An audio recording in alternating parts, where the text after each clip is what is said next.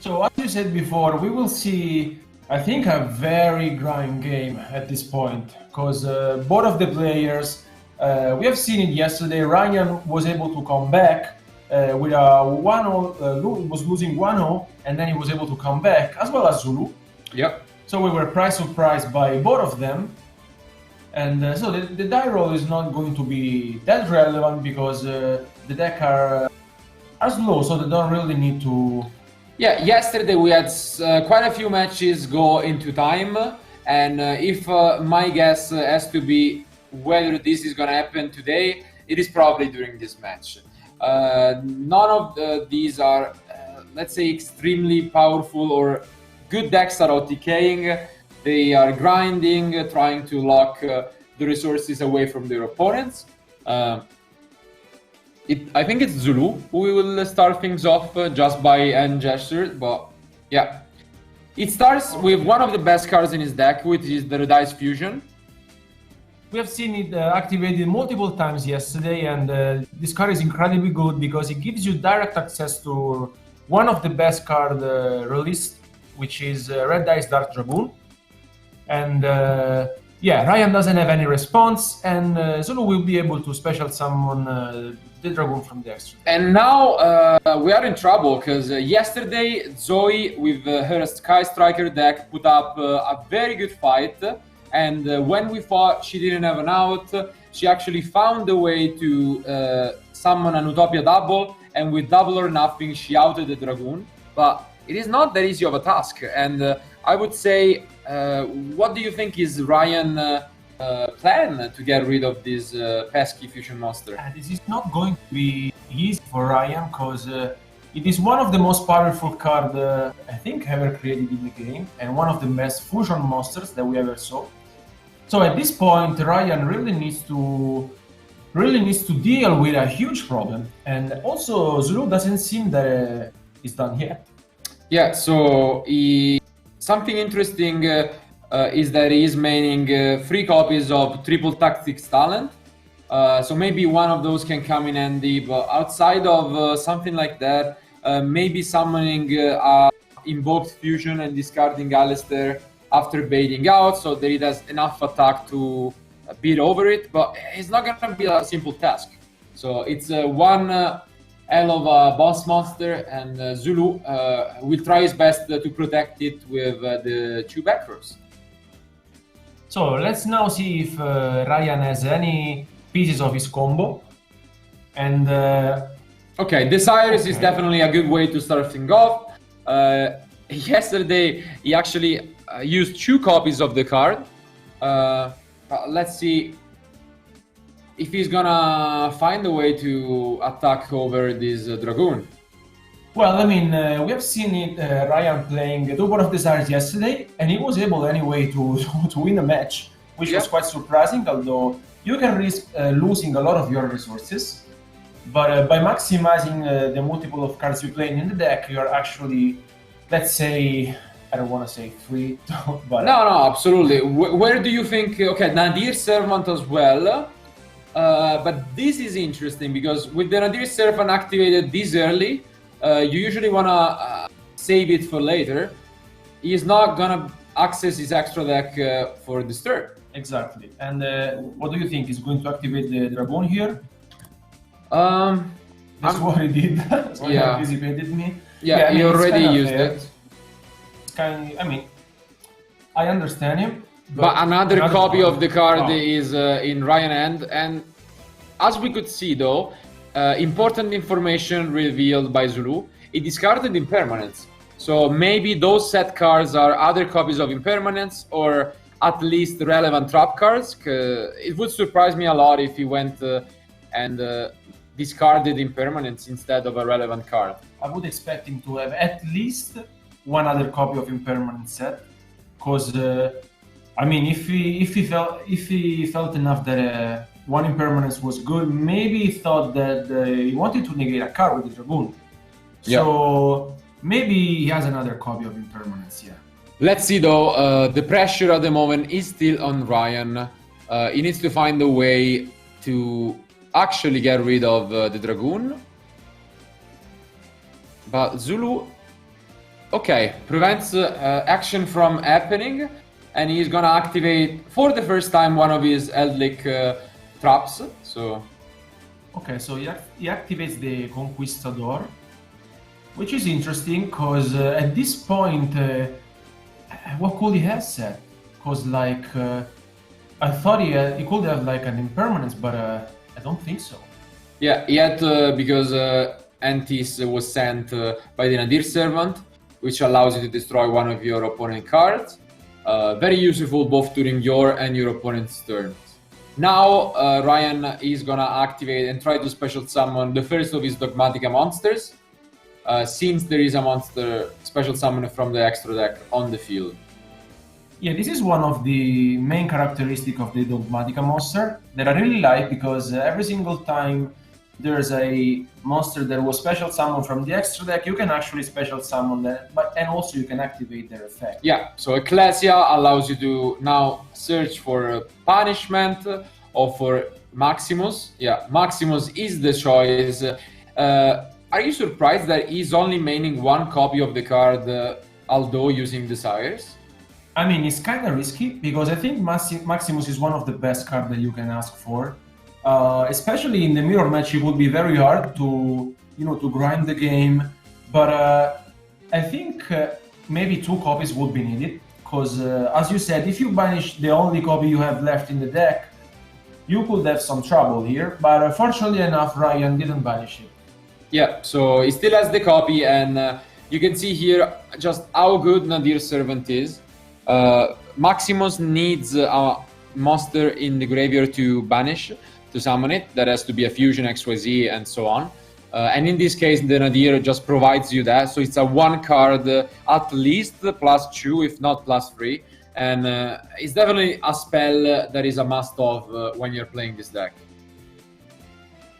And let's see what now Zouloux decides to send from the extra deck to the graveyard. We have seen already yesterday that he's playing just a couple of red dice cards to have the standard combo, let's say. But his deck mainly relies on the Eldritch cards. So Ryan sent one NTSS and the Shaddoll. Yeah, and the Shaddoll. So now he gets to search his deck for another Shaddoll card, usually the Schism, and then you discard a card, which is the main win condition of this deck going first. Usually, and we know from the past, since Invoked has been playing for years, the 1 Mekaba is not alone enough. But when you get your hands on Winda, that becomes quite a strong opening, especially against combo decks. Okay, Zouloux had the Elixir. It could have been a very good card along with the Conquistador, but unfortunately Ryan destroyed it prior. So he can now continue through his combo, and he also has the Fleur-de-Lis, which is very good in this moment. Yeah, the question is, do you now agree with Zouloux having the impermanence in his hand? He had a lot of different decisions.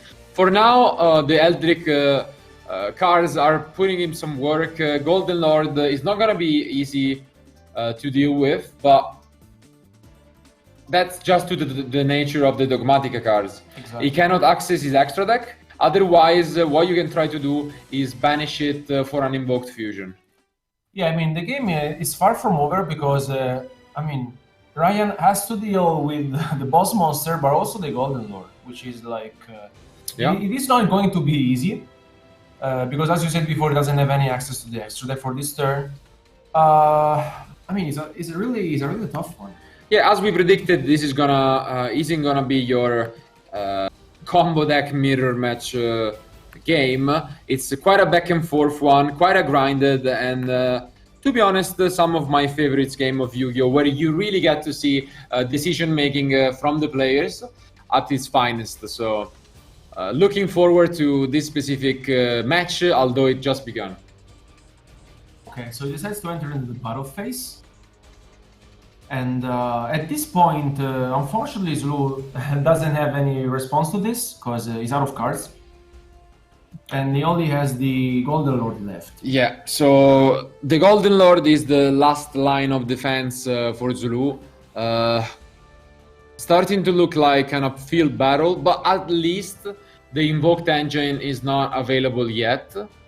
If that was also there, I think Ryan would have this in his pocket, but again, both at full life points and definitely with some resources left. Yeah, Zulu just now considering if he has something more to do, because maybe Ryan has a punishment on his back row, so that could hurt a lot and could cause Zulu a lot of troubles. But it's very looking good for Ryan at this point. He was able to play through Zulu's field quite well. And what I really like about the Eldritch deck is the fact that it relies on trap cards as Peluzak did in the past. So you actually have a lot of resources going on every single turn, and along with the Eldritch Golden Lord, you can actually activate their second effects as well. Okay, but now, just like predicted, we do see the powerful Shaddoll Schism coming down from Ryan. Do you think he's gonna go for a construct or instead just yeah? I think construct is a wise choice because he doesn't really need a window. Because I mean, his opponent only has one card in hand, and in the next turn you can use the construct to destroy the Golden Lord. Okay, oh, you used it for summoning construct. Yeah, and now he's gonna get to banish some of his trap from the graveyard. Tough, definitely not an easy way. This is just part of the second effect where you can banish from your opponent graveyard. Let's see if he can get some advantage, but I'm starting to feel bad for Zulu. If there is an Alistair or a Meltdown for next turn, he has enough damage to just close this game. Yeah, he gets a Conquistador and an Elixir. Maybe he just wants to survive and see if Ryan can put enough damage for the turn after. Let's see if Ryan maybe has a punishment. That would be incredible, but looks like he doesn't. Yeah, so now, as you can see, Shaddoll Schism really putting in some pressure on Zulu. This next draw from Ryan is crucial. He did activate a Pot of Desires, but unlike yesterday, only one copy. So I doubt that it's very unlikely that his entire invoked engine is gone. And I really like how the Dogmatika can play all these kind of different cards that, I mean, it's just small engine that allows you to play through Construct, Winda, so very old cards and new cards as well. And as you said before, we haven't seen invoked card. Okay, that's the first one. And there it comes down. This is what exactly Zulu didn't want to see. Alistair coming down, meaning not only Ryan has access to the entire Dogmatika, but even his other engine, which is arguably even scarier because he can get rid of the Golden Lord in the graveyard if needed. Yeah, Zulu is just thinking about what's the best way he could survive in this turn, because it's looking like Ryan can put up a huge field in which could have more than 80,000 damage. So Zulu really needs to be careful about this. And we also know that he has one card left in his hand, so maybe it could be an hand trap, because he didn't use that card previously in the turn. But yeah, we said how Matteo showed his knowledge of the deck and how convincing his victories have been. But I gotta say, both of these guys have been also playing a fantastic Yu-Gi-Oh! So maybe Matteo is also a little bit worried about playing one of these guys later on in the top 4. And we know Winda can be a powerhouse against any 60-card combo deck. Yeah, although Ryan is the only player playing this kind of deck, he's one of these matchups that you don't really want to play against. Because Wind, as you said, is one of the biggest problems of the format for the combo decks like this. And not in this case, Zulu is playing the Eldritch deck, but right here, okay, we see some cards being chained. Yeah, to the Invocation. Just trying his best to stay in this. Maximus is also once per turn. So if he doesn't deal with that after the Invocation is done, he can activate Maximus once again, send more resources to the graveyard. and get even more advantage. So for now, still looking better for Ryhan, but it could go either way, really. Yeah, I suppose that Ryhan, I think he feels comfortable in this moment, because he knows that his opponent only has 2 cards on his field, and okay, here comes the Purga Trio, a card that we haven't seen so far also yesterday, and that I really like. Is very powerful, and let's see if Ryhan can seal the game in this turn.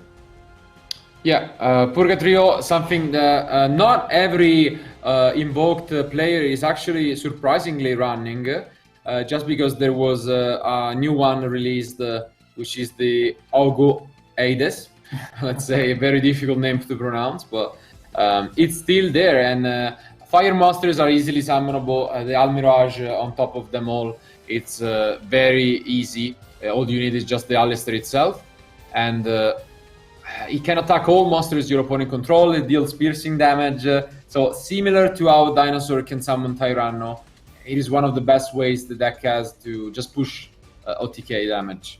And now we're seeing Ryhan going all in by activating another copy of Pot of Desires, which means that maybe he could seal the game just in this moment, because I mean, what else can he do? Because like by activating a second copy, it means that he's actually committing every single resources he has left in the deck, and he maybe knows that okay, yes, so he has also another copy of Meldan in the deck. Yeah.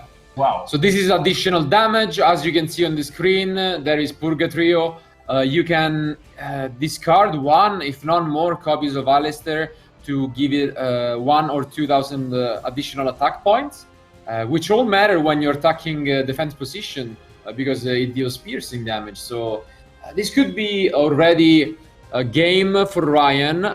It's still not done with this turn, and yeah, I mean, Ryhan just needs to make some maths at this point, because I think he knows the game might be over in this battle phase. About to switch to battle phase. He's thinking if he needs to activate Maximus again. Chances are he has used most of his useful targets. I believe there is another copy of Elder Entity and Tis, but yeah, he's about to just activate the Alistair on the Purgatrio. Let's see if he wants to use both of his copies. And now we are seeing how powerful the Shaddoll Schism is, because it allows you to special summon basically one Shaddoll monster by using monsters in your graveyard. Yeah. Here comes the wind. I mean, he did already all the special summons, and I think he might seal the game at this point. Yeah, this seems like it's way more than enough. He's gonna discard even another copy of Alistair to give it additional damage, attack over both of his monsters, and then try and close the game with the rest of his attacks. Let's see if Zouloux has anything left to say, or is he gonna just accept his fate and move to game 2? This might seem enough, so let's see if Zouloux picks up his card. Yeah. This is over, so game 1 is done, and Ryhan actually moves up 1-0. We might, as we just said, have yet another different deck in the top 4, but this is still far from over. It's a very grind game. As you can see, only game 1 lasted about 20 minutes. But now I'm very interested in taking a look at the side decks. What do you think Ryhan's strategy is going to be moving on? So I can see that Ryhan has a lot of hate for this kind of decks that play a lot of trap cards, let's say. So he can side in for sure the new cards that was released in the Forbidden Unlimited list, which is Arpis Feeder Duster, which is incredible. Then he has the Red Reboot as well, Lightning Storm, and I mean, he has a lot of options. So he knows that his opponent is playing multiple trap cards, and he can get rid of them easily with the Arpis Feeder Duster, but with the Red Reboot as well. On the other hand, Zouloux is facing quite an impressive deck that can do a lot with just few cards, due to the fact that he has access to all of his resources thanks to the Invoked engine, to the Dogmatika engine, and also the Shaddoll engine. So I think that Zouloux has, on the other hand, some quite interesting choices. You were talking about yesterday that a lot of players are not playing Sanctum, but Zouloux is is. So yeah, but once again, he played against the Sky Striker in 1-1, and now he's up against the invoked Dogmatika in round 2. And although both of these decks do access the extra deck, I don't think Sanctum is that great against either of those. But let's bring up on the screen for all of you guys the card we have mentioned. RP's Feather Duster, absolutely the shock of the latest Forbidden Limited list. No one expected this coming back after all these years, and I think we are all absolutely excited to use the card. I have some memories as well from Japan when I went to the World Championship, because after the event was over, I played at a local tournament in the OCG, of course, and the card was already at 1 for them. So I was really jealous of all the Japanese and OCG players using it. But now we all have access to it, and I think it will become just a staple, if not in the main deck, for sure in the side decks of everyone playing Yu-Gi-Oh! yeah, it's one of these cards that you really want to have in your main deck or side deck because it's so good that you cannot play it. I mean, against this kind of deck that plays a lot of trap cards, it's incredibly good. As long as the red are both. So I think that this will be the choices that Ryan will side in for this game. Yeah, maybe we get to see it in action. It did not happen yet this weekend, so looking forward to it. Do you think there is any merit at all in these matchups to go second, as Jonas did?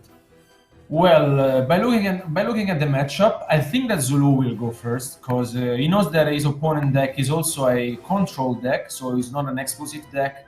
He can do a lot of powerful moves, but most of the times the deck is not able to seal the match in the very first turn. So I think Zouloux will go first anyway, and will try to special summon the Red Dice Dark Dragoon as soon as he can.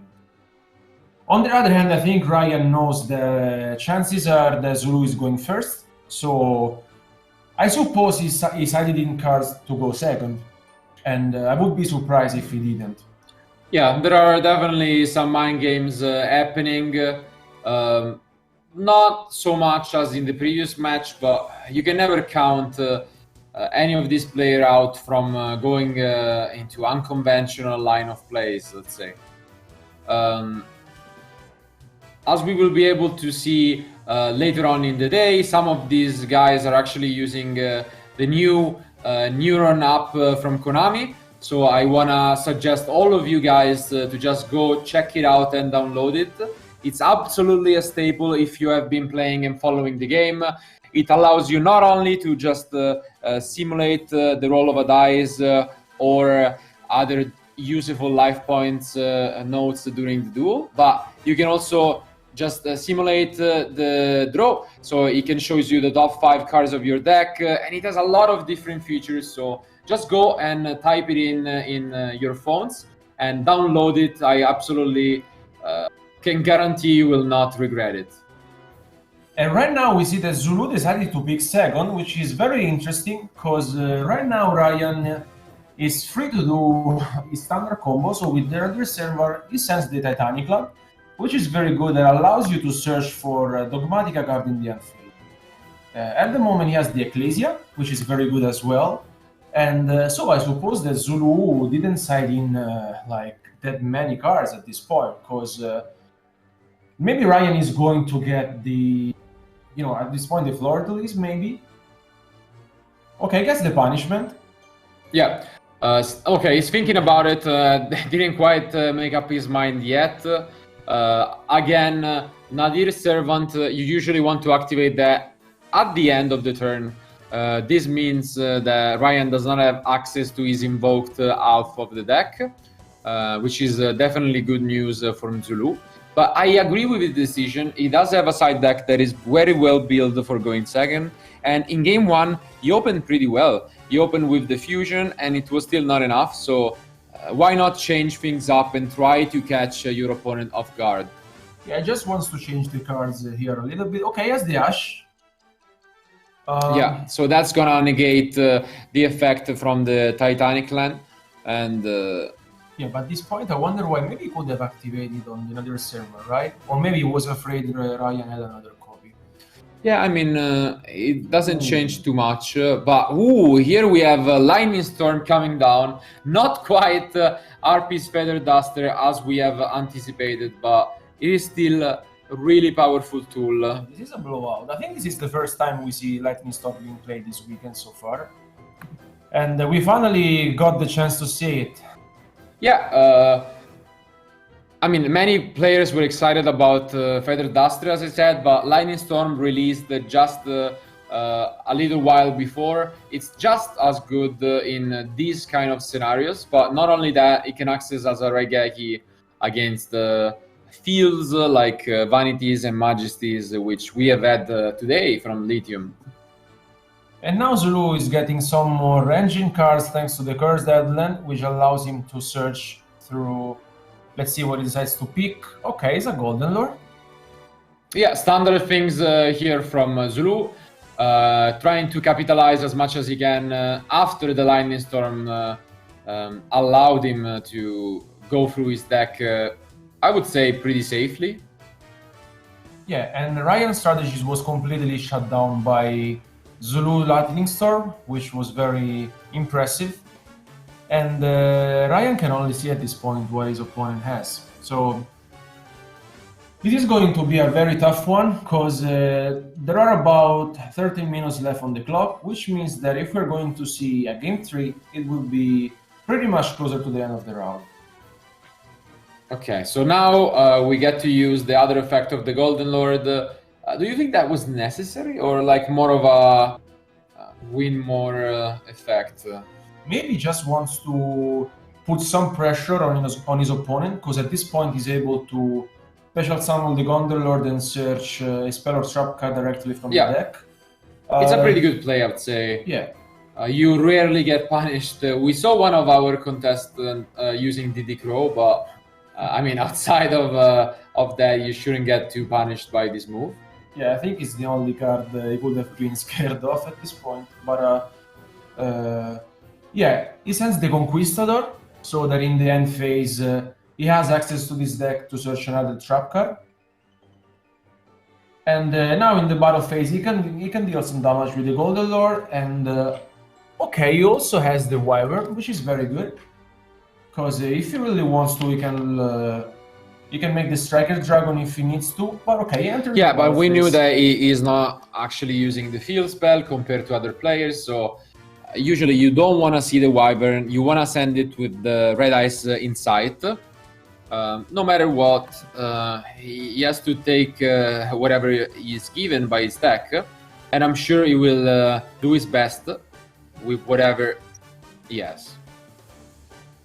So Ryan now is just watching what Zouloux is left with other solutions, and I don't know, do you think that at this point you could just simply go into the end phase and banish the Conquistador, right? Also because you have the Golden Lore, so this means that you are able to search for an Aguero in the end phase. And okay, this is very interesting. Yeah, definitely not the most straightforward play, but trying, as I said, to make the best of what is given. Sometimes this is what makes the difference between an average and a very experienced player. Not only do you have to learn how to perfectly use and know your deck and your regular combos, but you really need to improvise and make the best of the situations in which you are not comfortable with, which is, I would say, something consistently throughout all this weekend. We have had some pretty wild cards and different decks, and we do know that Steven Jacobs, aka Lithium, is one of our top 4 players with Monarchs, so this is where you really get to see the creativity from the players. And Zulu here is just showcasing us how he's playing with the Red Bluntling Monster, which is the first time we have seen so far during this weekend. So he gets free access to the Red Dice Fusion, which allows him to special summon the Red Dice Dark Dragoon. And in the end phase, he will be able to banish the Conquistador and search for a spell or trap card. Okay, there he says. Okay, it's an Elixir, which is very good. Yeah, again, quite in control, and while Dragoon wasn't that effective in the previous match, here it is quite a different situation since he let Ryhan go first. The resources he has available are quite less than before. I really like Zouloux's deck because it's not. Ooh, wow, Mystic Mine. Wow, but okay. Let's see if he's gonna just try and activate a response. Because as we said, Ryhan did not expect to go first.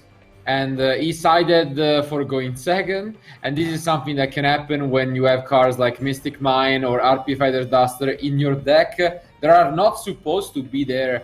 But it's a double-edged sword, you know, when you let your opponent go first. And you take, obviously, an element of surprise, but you also have to keep in mind that they might have cards like Mystic Mine. So at this point, what would you do? Would you just wait? Because like he has the Elixir, so maybe if he could special summon the Golden Lord, taking some time, and then banish the Elixir the turn after.